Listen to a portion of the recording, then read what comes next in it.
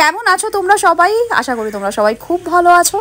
না, এইভাবেই কিছুদিন আগে ভিডিওটা স্টার্ট করব ভেবেছিলাম, কিন্তু আমাদের দেশের বা রাজ্যের পরিস্থিতি দেখে ভিডিও পোস্ট করবার মতন মানসিকতাটা হারিয়ে ফেলেছি।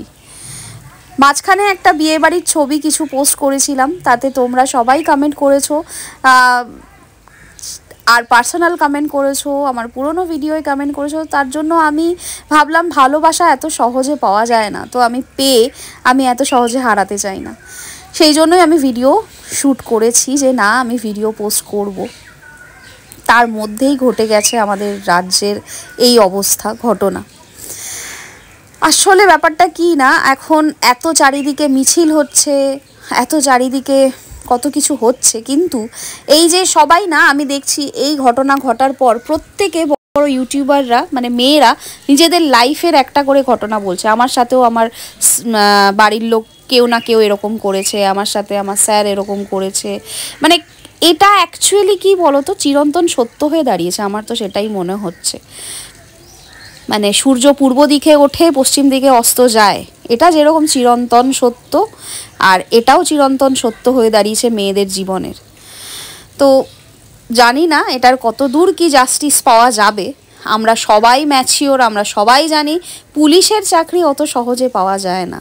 যথেষ্ট পরীক্ষার মাধ্যমে পুলিশের চাকরি পাওয়া যায়, এবং পুলিশ যদি চায় মাটির নিচ থেকে সত্যতা যাচাই করে নিয়ে আসার ক্ষমতা রাখে। ঠিক আছে, এতদিন সময় লাগে না, বাট কেন লাগছে কি বৃত্তান্ত সেটা তো আমরা সবাই জানি, সবাই বুঝি, কারণ আমরা ম্যাচিওর।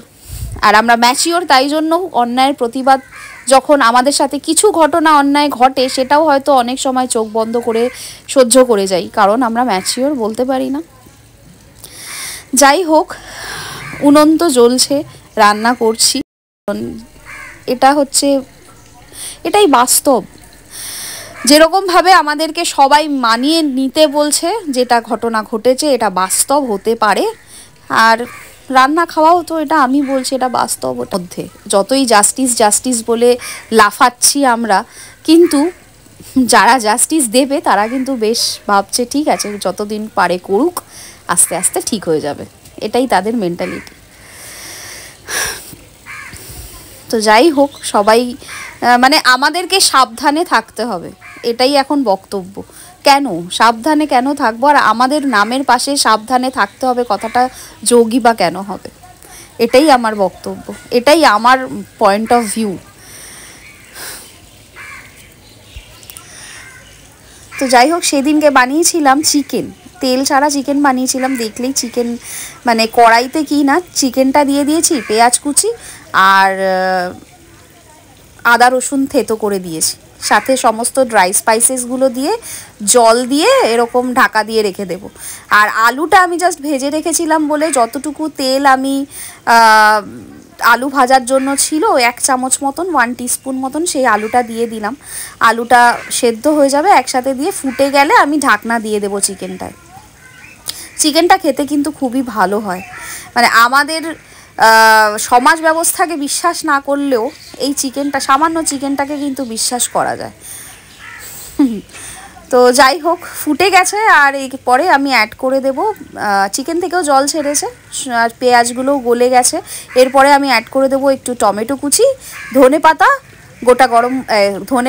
গরম মশলা গুঁড়ো আর ঘি। ব্যাস, দিয়ে নুন মিষ্টি দিয়ে ভালো করে একটু জলটা যতটা সম্ভব শুকিয়ে নেব। ব্যাস, তাহলেই কিন্তু তেল ছাড়া চিকেন একদমই রেডি।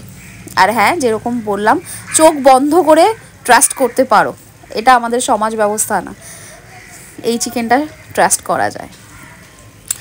তো যাই হোক, তোমরা সবাই ভালো থেকো, সবাই যেন সবার ভালো যেন চায়, সবাই মানে আমাদের সমাজ ব্যবস্থাও যেন আমাদের ভালো চায়।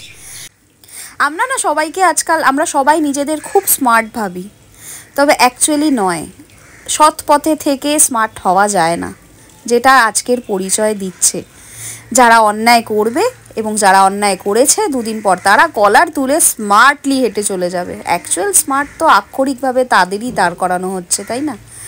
আমরা কোথায় স্মার্ট? অন্যায় করো আর কলার তুলে হাঁটো দুদিন পর, ব্যাস তুমি স্মার্ট।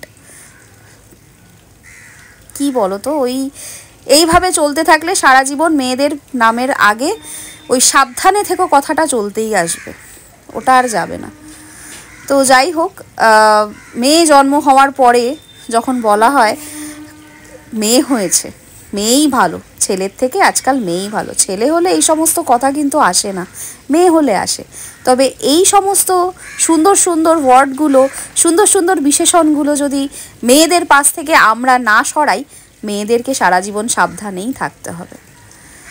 তো যাই হোক, সবাই ওই একটাই কথা বলবো, সাবধানে থেকো, কারণ আমরা অতটা স্মার্ট হয়ে যাইনি এখনো, সাবধানেই থাকতে হবে আমাদের এই রাজ্যে।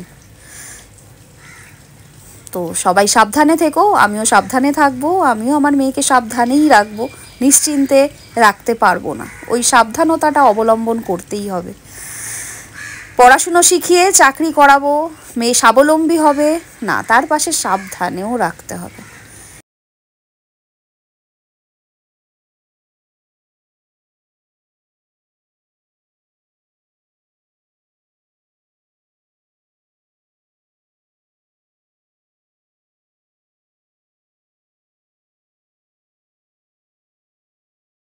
না ভাই, ভুললে চলবে না, শাস্তি দিতেই হবে।